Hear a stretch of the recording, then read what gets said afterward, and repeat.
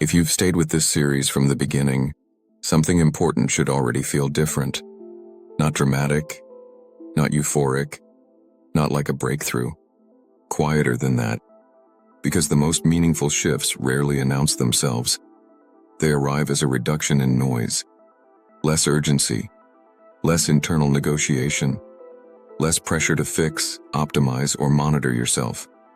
And yet, if you've ever experienced even a brief moment of clarity, calm, or alignment, you know something else tends to happen. You lose it. Not because it wasn't real, not because you did something wrong, but because the system that produced it wasn't yet stable. This final episode explores the missing piece that almost all self-help content overlooks. Not how to change your state, but how change stays. Because insight without stability collapses. Motivation without coherence burns out. Awareness without maintenance fades. And life does not respond to moments. Life responds to signals. Most people believe change happens when effort reaches a certain threshold. When you try hard enough. When you believe strongly enough. When you visualize consistently enough. When you discipline yourself long enough. But biology tells a very different story. Biological systems do not reorganize through force. They reorganize through coherence. Coherence means the parts of a system stop contradicting one another. In the body, coherence looks like rhythms synchronizing. In the brain, it looks like networks aligning. In experience, it feels like less internal friction. And friction is what collapses change. To understand why most personal transformation fails, we need to stop thinking in terms of goals and start thinking in terms of systems. A system doesn't care what you want. It cares what you repeatedly signal. And your nervous system is constantly signaling, through attention, emotion, behavior, and identity, what it expects to happen next. That expectation becomes the environment life responds to. Not consciously, not morally, but mechanically. Think about how stress works. Stress is not caused by effort alone. Stress is caused by contradiction. You want calm, but your attention keeps scanning for threat. You want confidence, but your body stays braced. You want change, but your identity keeps rehearsing the old story. The system receives mixed signals, and mixed signals create noise. Noise prevents stabilization. This is why so many people experience the same cycle. They feel inspired. They feel aligned. They feel ready.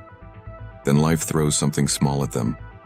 A delay, a message, a doubt, a memory. And the old state returns. Not because life is testing you, but because the system was never coherent enough to hold the new signal. Here is the first core insight of this episode. Change collapses not because you fall out of state, but because you punish yourself for falling out of state. That punishment reintroduces pressure. Pressure reactivates threat.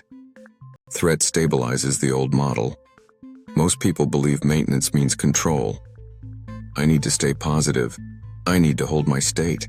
I need to keep my vibration high. I need to not slip.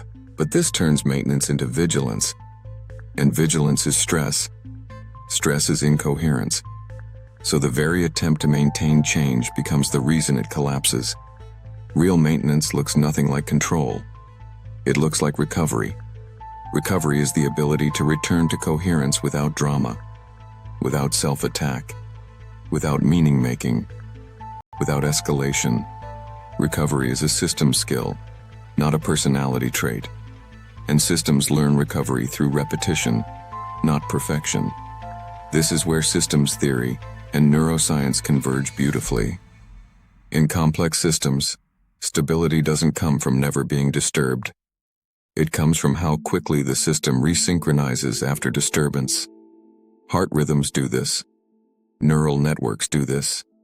Ecosystems do this. Healthy systems wobble and recover. Unhealthy systems rigidify or collapse. Now here's the part that reframes self-help completely. You don't need to stay coherent all the time. You need to stop treating incoherence as failure. Because the moment you label a wobble as failure, the system tightens. Identity steps in, threat returns, pressure spikes, and the old loop reasserts itself. This is why people who are kind to themselves change faster.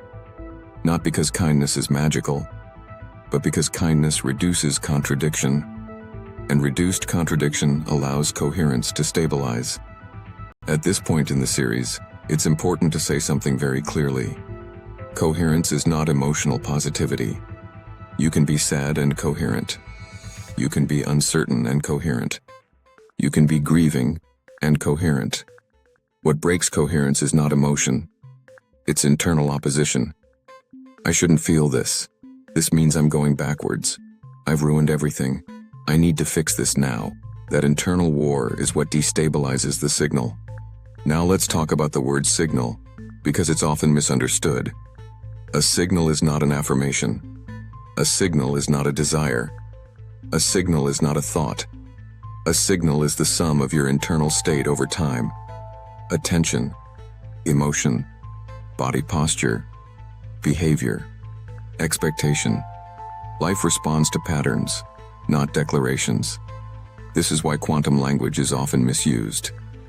People say, the universe responds to intention, but systems don't respond to intention. They respond to coherence. In physics, coherent systems interact differently than noisy ones.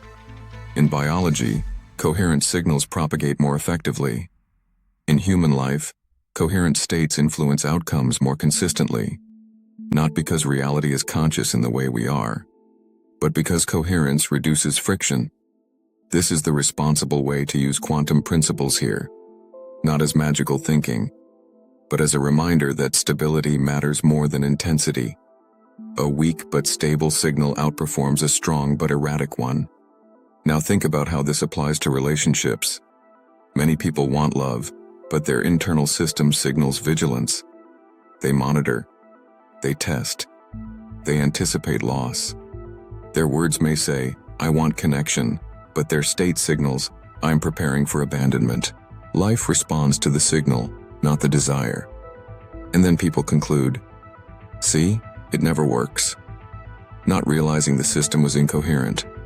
The same applies to career, money, health, creativity. You can want something deeply, but if your internal state contradicts it, the system cannot stabilize around the new outcome.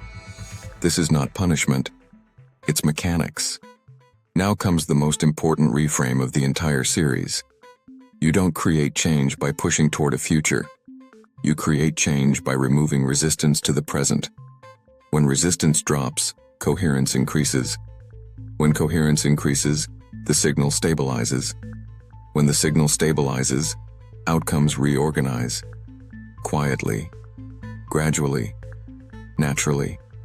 This is why people often say, everything changed when I stopped trying. They're not being poetic. They're describing a system shift. The pressure dropped. The noise reduced. The signal clarified. Life had something stable to respond to. This is also why trauma healing cannot be rushed. Trauma is not an event problem. It's a signal problem. The nervous system learned to expect danger, so it keeps signaling vigilance. Until safety is experienced repeatedly without pressure, the signal cannot update. This is why forcing healing backfires, and why gentle, consistent regulation works. Now let's bring all 5 episodes together. Episode 1 showed that you don't see reality. You predict it. Episode 2 showed emotions are predictions, not reactions. Episode 3 showed identity is a stabilized prediction.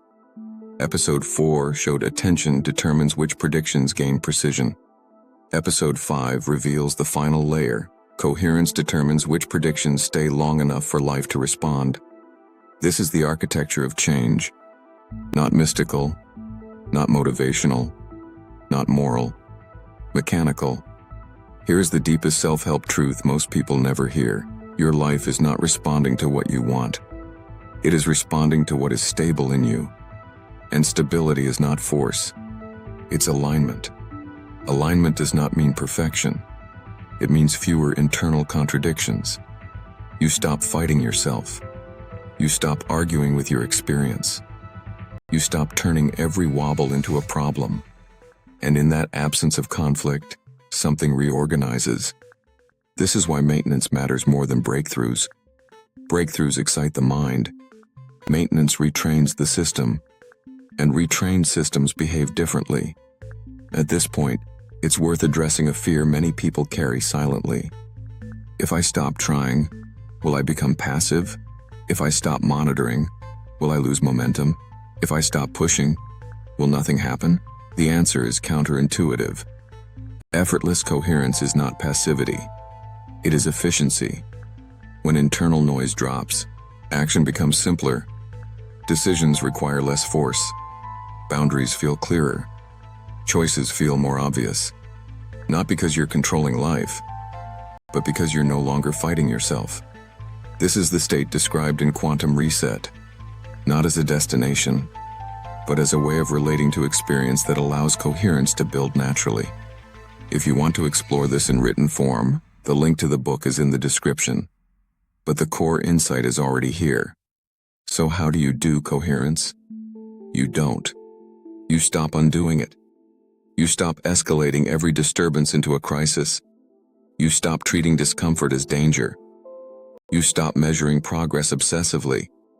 You let recovery become the skill. Here's what recovery looks like. You notice you're out of state. You don't judge it. You don't explain it. You don't attack yourself. You return attention gently to the present. Again, and again, and again. That repetition trains coherence. Over time, something remarkable happens. The old loops weaken, not because you fought them, because you stopped feeding them with pressure, and new patterns stabilize. Not because you forced them, because they finally had room. This is why life sometimes feels like it opens when you let go. Not because letting go is magic, but because letting go removes interference. And systems reorganize when interference drops. This is the end of the core quantum reset arc, not with a command, not with a promise, but with a quiet invitation. You don't need to become someone else. You don't need to fix yourself. You don't need to force alignment. You only need to stop punishing yourself for being human and allow coherence to build through gentler repetition. Life responds to that, not instantly, not dramatically, but reliably. If this series has helped you, subscribing supports this kind of long-form research-based work. And if someone in your life is stuck in effort, pressure, or self-monitoring, sharing this episode may be more helpful than advice. You'll find the reading list and sources in the description, along with Quantum Reset. And from here on, everything else is integration. Not effort, just coherence maintained.